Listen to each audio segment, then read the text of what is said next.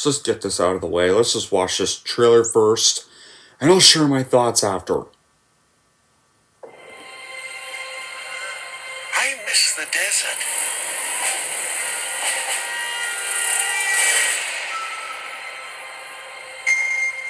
I miss the sea.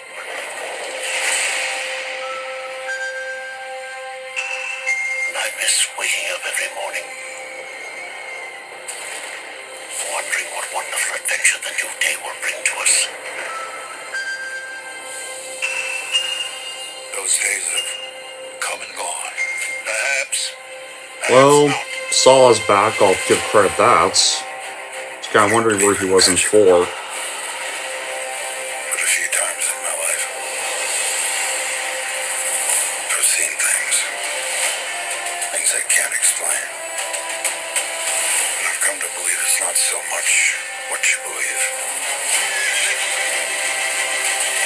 The hell? It's how hard you believe it. And we have this lame remix of the theme. I prefer the old version of it.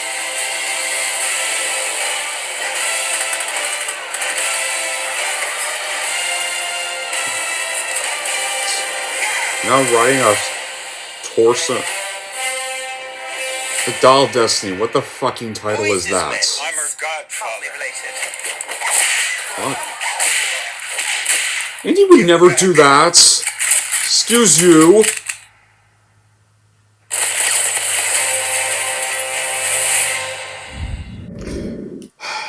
My God. Swear to God. Always gotta be fucking Disney doing everything their way. As you can tell by that, that was me finishing the trailer for Indiana Jones and the Dial of Disney. Or the Dire of Disney, as it should be called. Or actually, it's called the Dial of Destiny, but this movie should be called the Dire of Disney. Because, like, Hollywood still won't learn shit. We are done with these franchises. These franchises from the past need to go. They need to stop. We don't care about them anymore. Yes, guys, I am an Indiana Jones fan because I have the box set right here of the 4 movies. I love all 3 of the original 3. Kingdom of the Crystal Skull is alright, but now that I'm starting to kind of think about it, did Kingdom of the Crystal Skull fuck up Indiana Jones' happy ending? Did it do any Alien 3 cliches on him or any other characters? Did it completely make Indiana Jones look like an idiot? Like a lot of sequels these days? Here's my answer. No. Kingdom of the Crystal Skull may not have been great, but think about this, guys. This movie didn't ruin Indiana Jones. This movie was still about Indiana Jones. It still treated him with respect, and it still gave his character a fine. At least, despite him already having a good son for The Last Crusade, at least he reunited with Marion, and actually, well, they married in the end. Which was a nice way, which was also a nice way to end the franchise. I kind of wish they also put that scene as an alternate scene in The Last Crusade, but here, before I get into that details, we have these 3 great movies. A perfect trilogy right here. You got Raiders of the Lost Ark.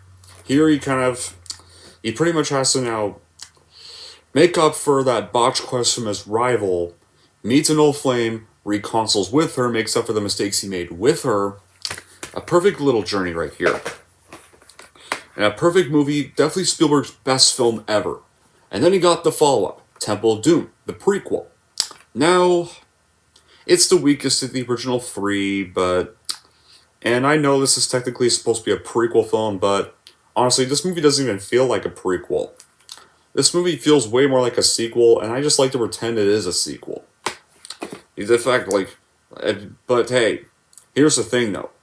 People can say what they want about Temple of Doom, but it's still pretty good, and plus, at least Spielberg made it a prequel because he didn't want to repeat the same villains again, and wanted to do something else. So I give credit to Spielberg and Lucas for actually trying to be creative and not just rehash the same story. and actually go into more ballsy territory, because like this film is like, holy shit. This is the darkest of the Indiana Jones films, and the darkest film from George Lucas. Like this this one was pretty dark too. You had melting faces, you had a Nazi getting shredded by an engine. This movie, you have them eating bugs, you have them going through a tunnel of bugs, or no, no, they don't eat bugs. They eat a snake, they eat some eels and a snake, eyeball soup, monkey brains, stuff, and then you get to this movie even created the infamous PG-13 rating. They then get to the villain. We first see him taking out a victim's heart while it's beating, and the victim gets lowered into a pit and burns freaking alive. And then, like, Indiana's in the most perilness. He's forced to drink this blood Cali. He literally turns evil and stuff, and like, this is probably the most hopeless of the franchise. Like, thankfully, it still ends on a more happier note, but shit. Yeah, do I even need to mention the children being whipped in agony and being used as slaves for the Thuggy to find the other stones? I don't think I do, but in that one, he kind of also learns about like dark magic. He does also kind of learn not to be so obsessed with fame all the time, and that some things are a little more important, because at first he thought of like maybe the stone he's supposed to find would probably get him his fortune and glory, but in the end he decides to just give it back to the villagers who lost it. Because in the end, he's like, what would it do? They would have just put it in a museum. So it's a good moral there. He kind of learned to start thinking of others in that one too. And then he got the second best of this, the best of the sequels, The Last Crusade.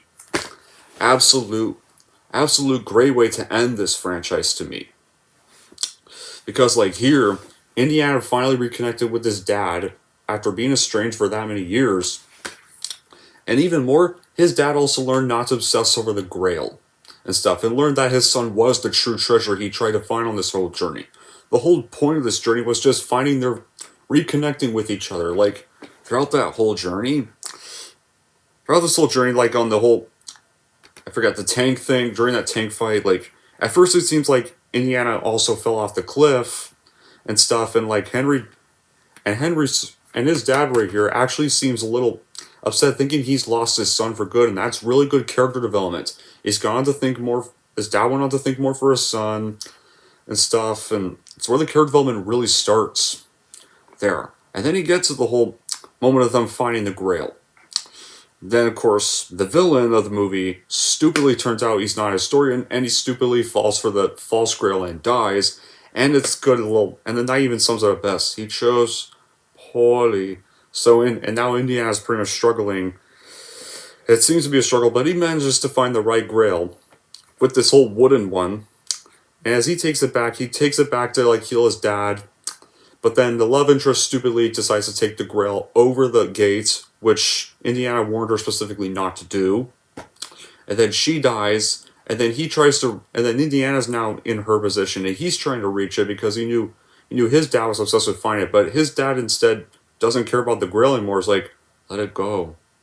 And it's a very perfect way of like just ending their whole journey. The only thing they really needed was each other. They realized they didn't need the Grail, and they too ride off into the sunset with Saul and Marcus, and it's a phenomenal way to end the franchise. I guess some may have liked Kingdom of the Crystal Skull, I get that, but Last Crusade was a better way to end it. But now we get to Kingdom of the Crystal Skull, and now people are really hard on this one. They're like, this is one of the worst sequels of all time. Ew, this movie's awful, this movie's cringy, this movie's crap.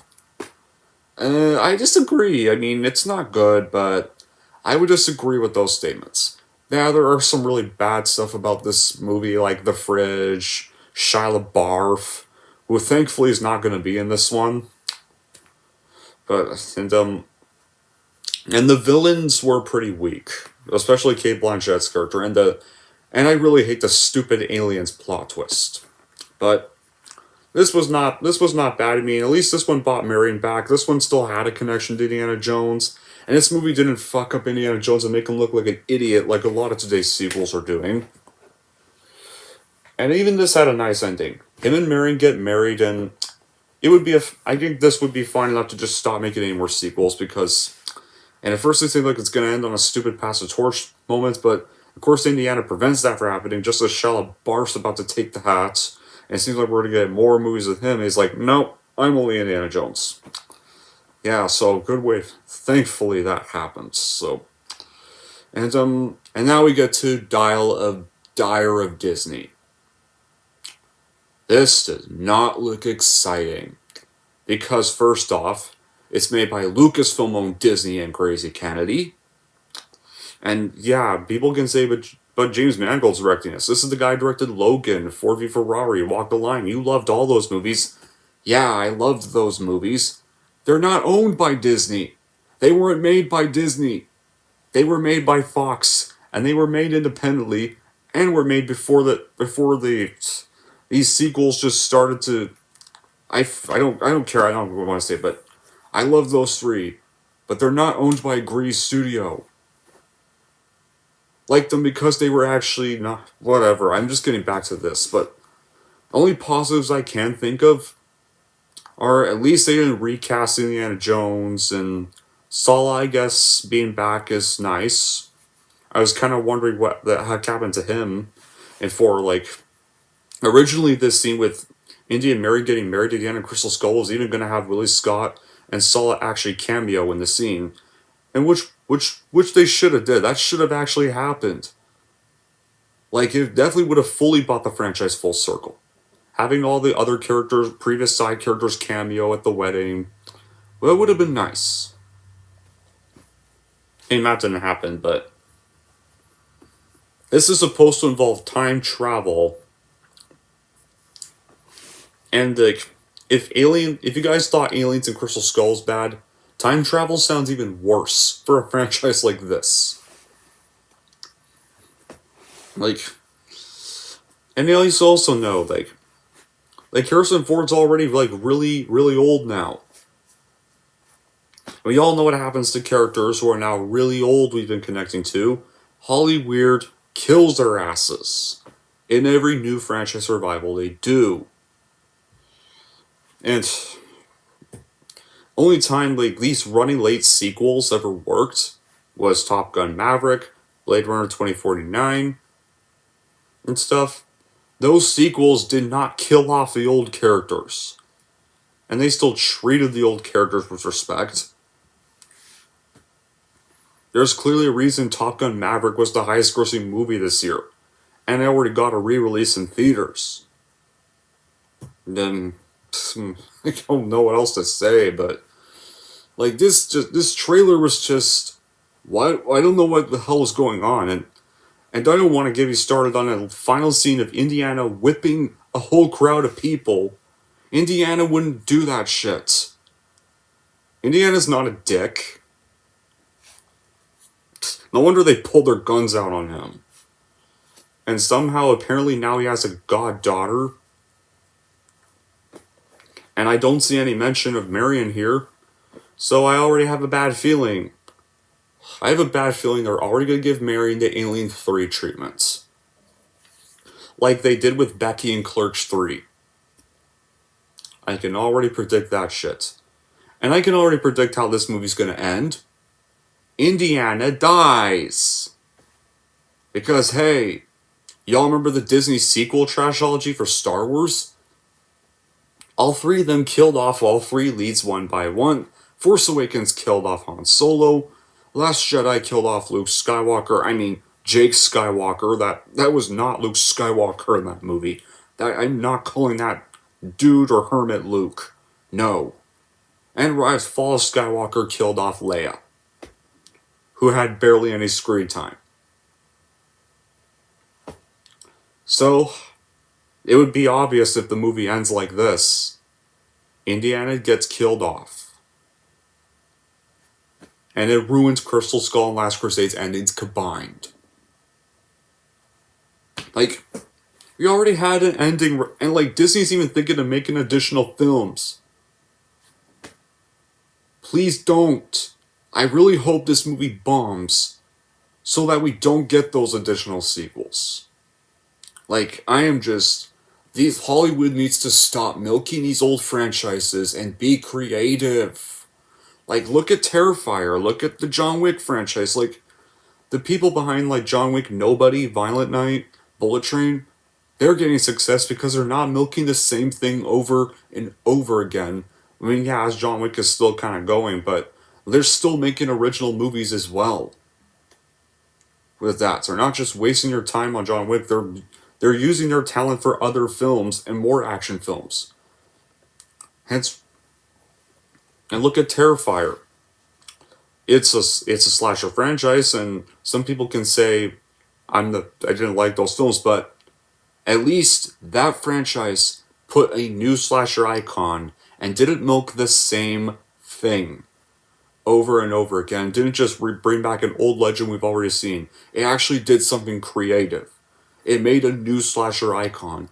And now Art the Clown is getting praise from horror fans and getting support from horror fans. So hopefully Terrifier 3 gets an even more wider release. Meanwhile, after how successful Terrifier 2 was. And that brings us to this.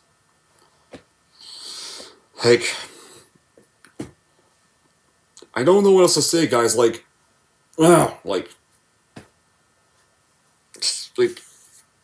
this better, Harrison Ford just really needs to retire this race. Like, Indiana Jones franchise was fine. It had its run. And all these franchises were good. They had their run. Just I don't want to see more of these sequels, especially after watching Clerks 3 this year. After how bad Clerks 3 was, that was a sign movie was a sign they need to stop doing sequels like this. Like, this movie's gonna fail. Like, The Force Awakens was bad, Last Jedi was god-awful, Rise of Skywalker was god-awful, and this'll be god-awful. Like, even Marvel Phase 4, they're doing horrible. I can see the same happening with this. Whatever, I'm done. I don't have nothing else to say. I don't want to rant on this any longer. This will be way too long. Until then, guys, that'll be it for this video. Thank y'all for watching. If you like this, want to see more, don't forget to like, subscribe to Don G. Corleone.